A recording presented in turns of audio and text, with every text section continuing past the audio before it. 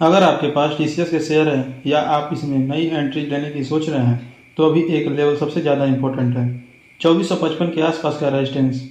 क्योंकि टीसीएस अभी करीब 2375 पर है और चार्ट में रिकवरी तो दिखाई दे रही है, लेकिन ऊपर रेजिस्टेंस भी काफ़ी मजबूत है।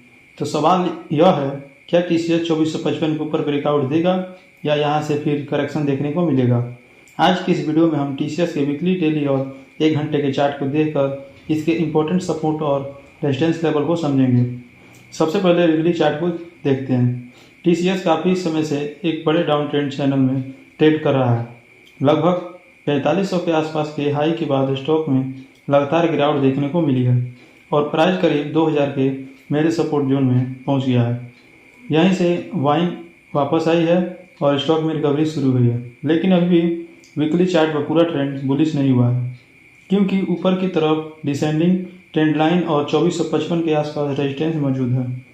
अब डेली चार्ट पर आएँ। सबसे पहले हम लोग डेली चार्ट को देख लेते हैं। डेली चार्ट में टीसीएस ने करीब 2000 से अच्छी रिकवरी दिखाई है और धीरे धीरे ऊपर के लेवल्स बनाए हैं, लेकिन अभी भी प्राइस 2375 के आसपास है।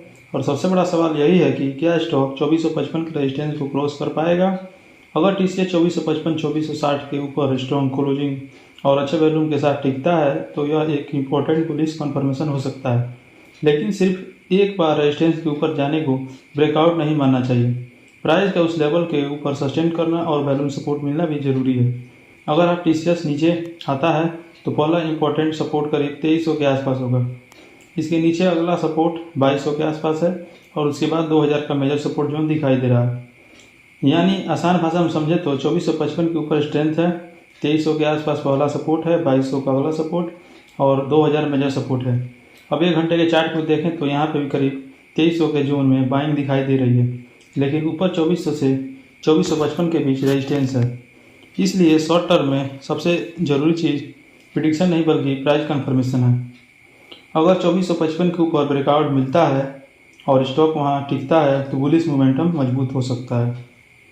वहीं अगर इसी जोन से बार बार रिजेक्शन मिलता है तो प्रॉफिट बुकिंग भी करेक्शन देखने को मिल सकता है। अगर फंडामेंटल की बात करें तो टीसीएस ने फाइनेंशियल 2027 की पहली तिमाही में करीब 72,275 करोड़ रेवेन्यू और 13,849 करोड़ नेट इनकम रिपोर्ट किया था। कंपनी का एआई बिजनेस भी तेज़ी से बढ़ रहा है और Q1 फाइनेंशियल 2027 में एआई रेवेन्यू रन रेट करीब $2.6 बिलियन बताया गया था। इसलिए फंडामेंटल साइड से भी कंपनी भी पॉजिटिव पॉइंट है, लेकिन स्टॉक प्राइस पर global IT spending, US economy और ओवरऑल आईटी सेंटिमेंट का भी असर पड़ सकता है।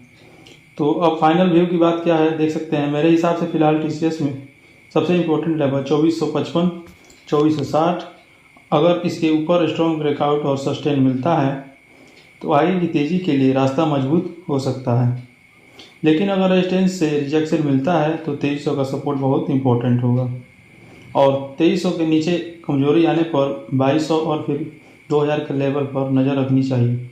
इसलिए अभी यह कहना कि टीसीएस सीधा ऊपर जाएगा या नीचे जाएगा सही नहीं होगा। ब्रेकआउट या ब्रेकडाउन की कन्फर्मेशन का इंतजार करना ज़्यादा बेहतर है। यह सिर्फ मेरी एक टेक्निकल एनालिसिस है, कोई गारंटीड प्रेडिक्शन या इन्वेस्टमेंट एडवाइस नहीं है।